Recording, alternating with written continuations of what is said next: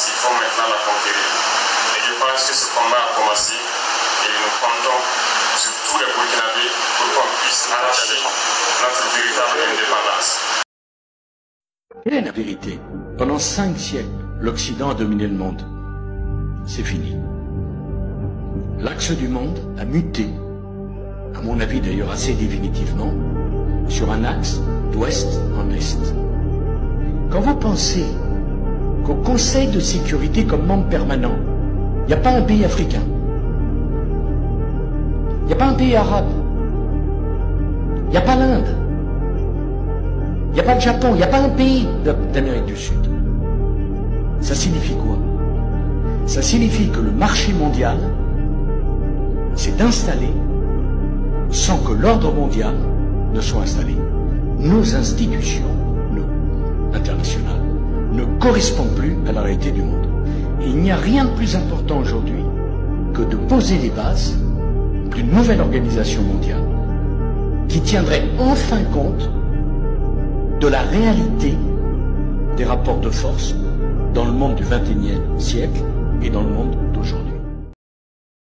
Il y a l'affaire du Sahara. Pour ce qui est du Sahara, notre ligne de conduite, c'est celle qui sauvegarde nos intérêts et qui tient compte des réalités. Quels sont nos intérêts? Nos intérêts, c'est la libre exploitation du pétrole et du gaz que nous avons découvert ou que nous découvririons. C'est la disposition de terrains d'aviation et de droits de circulation pour nos communications avec l'Afrique noire. Parce que le projet dont on veut mettre un terme, et ceux qui veulent y mettre un terme sont nombreux. C'est pas seulement Macky Sall. Ah non, ce projet gêne tout le monde. C'est pas seulement Macky Sall. Ce projet qu'on veut arrêter aujourd'hui, l'Afrique, le Sénégal dans son ensemble, du nord au sud, de l'est à l'ouest, doit se lever et dire non. Parce que si on se permet de faire encore un mauvais départ, si on permet à ces gens-là de réussir encore leur coup de liquidation, comme ils l'avaient fait avec Mouloudia, comme ils l'ont fait avec Sankara, comme ils l'ont fait avec Lumumba, comme tout le monde, alors que le peuple qui est là à regarder et à commenter dans les salons, qu'il comprenne qu'il sera encore enfoncé dans sa misère pour 100 ans encore, minimum. Tout se présente à nous. Ou alors on recule et on baisse les bras, ou nous acceptons d'embrasser les difficultés, et demain on sera heureux d'avoir participé à cette révolution, tant politique que monétaire. Sinon on n'aura jamais notre indépendance. La France, depuis Paris, va donner l'ordre à la BCEAO de ne pas donner l'argent à la Côte d'Ivoire.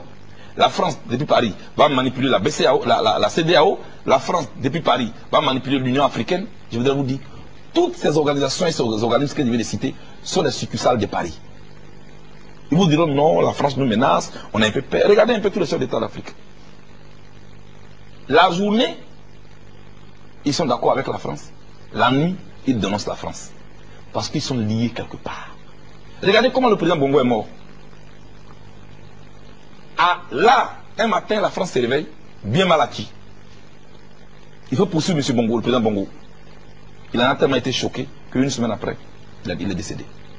Le président Mobutu, qui était tant choyé, n'a même pas eu droit à une sépulture honorable.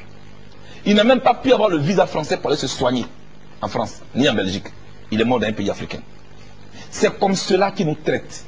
Nous sommes leurs chouchous quand nous sommes des présidents dociles et que nous leur permettons d'exploiter nos pays. Mais une fois qu'ils ont tout eu de nous, ils nous exposent. C'est un message que je lance à tous les Africains, où qu'ils se trouvent, qu'ils soient en France, qu'ils soient au Gabon, qu'ils soient au Togo, au Cameroun. Levez-vous, levons-nous, pour que notre continent puisse dire non. Il peut y avoir des crises dans un pays. Quand un voisin a une crise qui secoue ce voisin, on vient aider ce voisin. On ne vient pas faire la guerre à ce voisin. Je crois que la France est en train de vous manipuler. Réveillez-vous. L'Afrique vous appelle. C'est cela mon mot.